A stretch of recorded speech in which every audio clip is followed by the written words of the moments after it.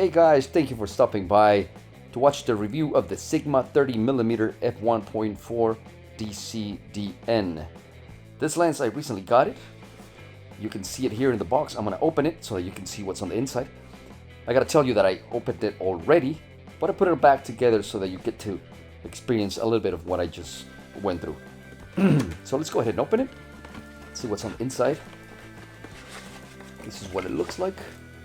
Comes with the hood and the lens. Let's move this to the side. Of course, it comes with all its paperwork, manual, specs. We open the lens.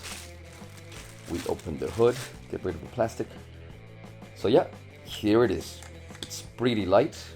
I really like it. Feels sturdy, feels solid, great quality, made in Japan. Solid matte plastic. It's got great grip.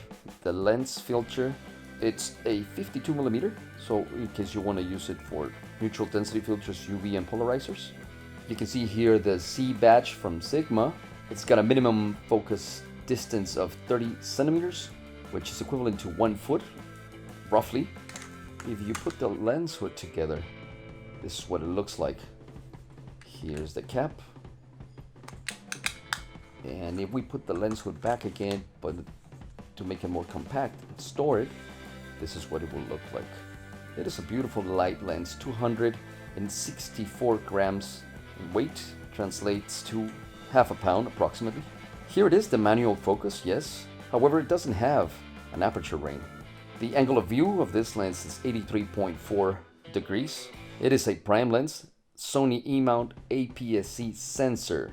The price in the United States at the moment is about $369. Here in Switzerland, it's about 290 francs. How would I use this lens and what do I use it for? Well, its application in my case is mainly for video. I use it for B-roll. I don't necessarily want to use it for blogging because my face will not really fit within the frame. It's too close, even if I stretch my arm fully. The autofocus is great, it's fast. What else? It's got a beautiful bokeh. It is wonderful in low light because of its f1.4 aperture. The image quality is also great, so I really like this lens. And like I said, it's wonderful for photographers mainly because you don't really have to rely too much on its stabilization. Since this lens is not internally stabilized, you have to rely on a camera that does have in-body stabilization.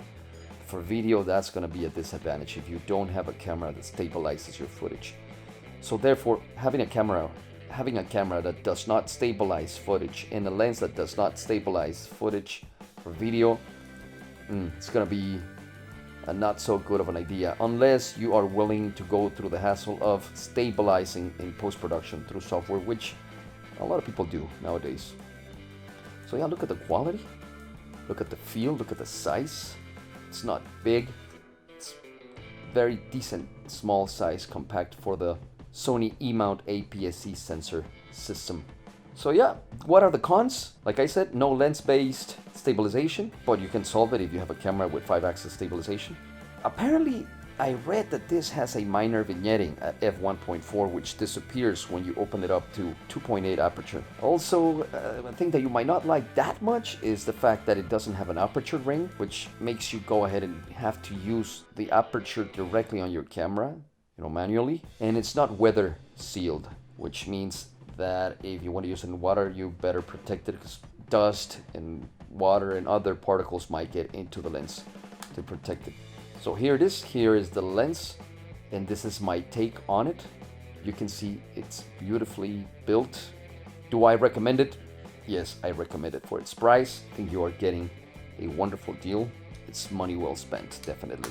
Just make sure you try to get a stabilizing camera for video and even for photography. But if you don't have that, still, I think in post-production, you just throw a warp stabilizer or some sort of software that helps you out in making this shaky footage stable. Other than that, I like it. I think I'm gonna keep it.